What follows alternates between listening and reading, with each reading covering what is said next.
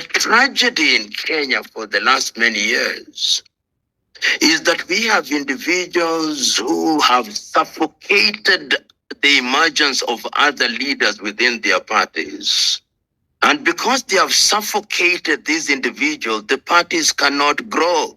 Rivers or an ocean without rivers flowing into it becomes dead. So these individuals will always dominate the parties. The individuals that you see dominating most of these political parties, their attraction is public office. And that is why they do not want to leave. They do not want to leave because public office guarantees good life. Politics in Kenya is the shortest avenue to wealth.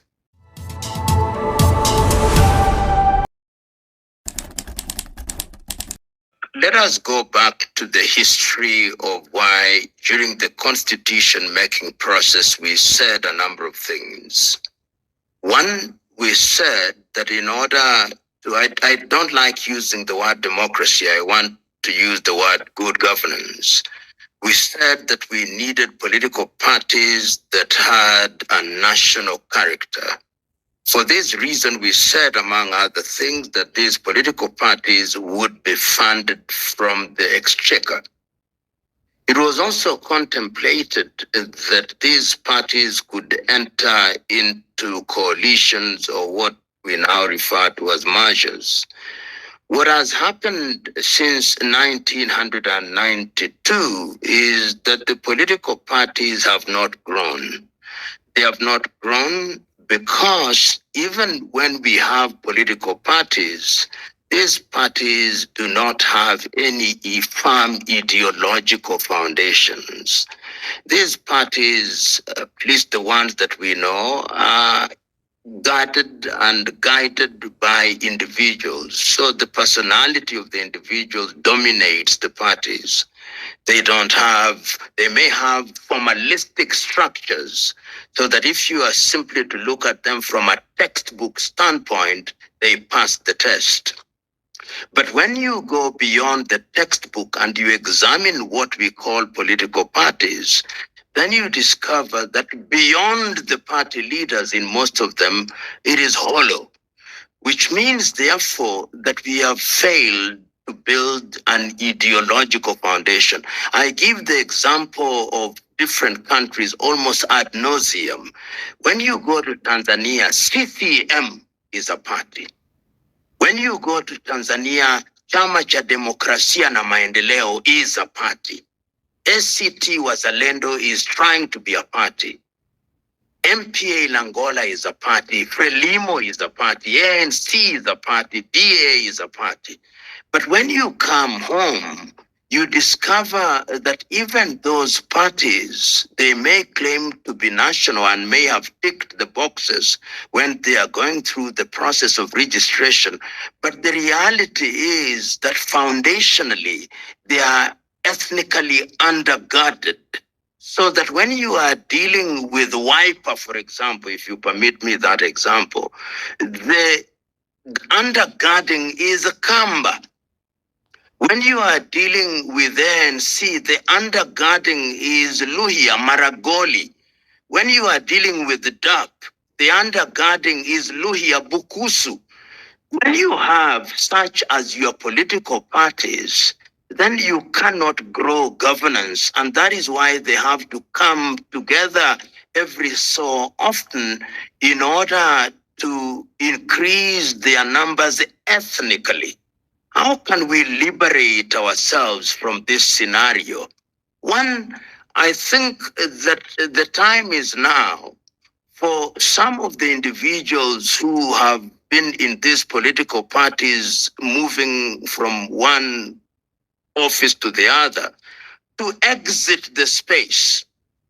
And as long as they are there, and this is what I want to conclude with, the tragedy in Kenya for the last many years is that we have individuals who have suffocated the emergence of other leaders within their parties. And because they have suffocated these individuals, the parties cannot grow. Rivers or an ocean without rivers flowing into it becomes dead. So these individuals will always dominate the parties, and when they go, the parties will die. In other words, we have failed to implement the law or the letter and spirit of the law, and the country is paying for it. And very finally, the individuals that you see dominating most of these political parties, their attraction is public office. And that is why they do not want to leave. They do not want to leave because public office guarantees good life. Politics in Kenya is the shortest avenue to wealth for which no sweat or minimal sweat is expended. It is a decision that I hope we'll make at a certain stage, God willing, and Kenyans taking charge.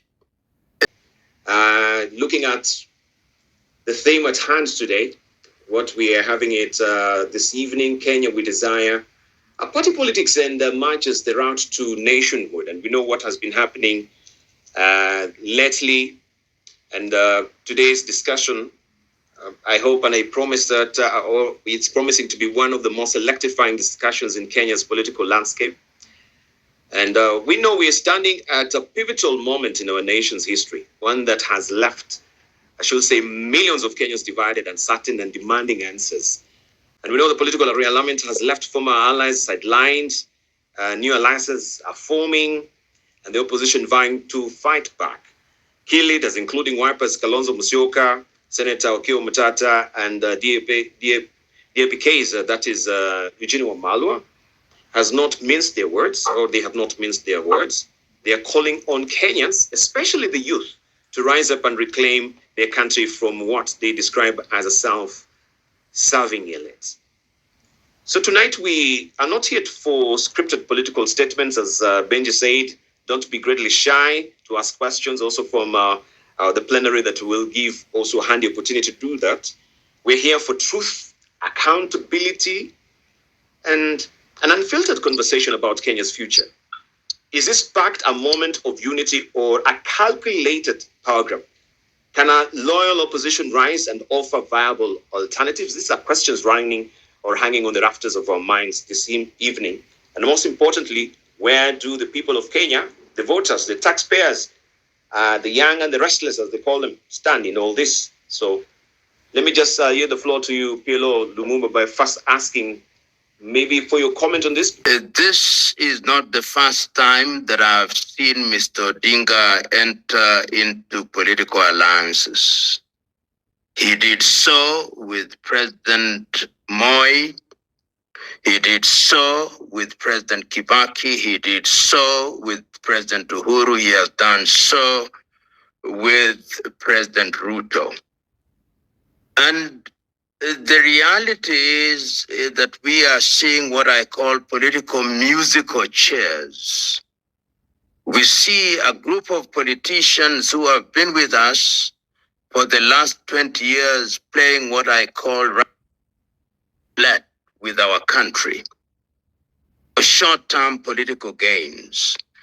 When I hear somebody telling me that the arrangement between President Ruto and Mr. Odinga is to implement NADCO.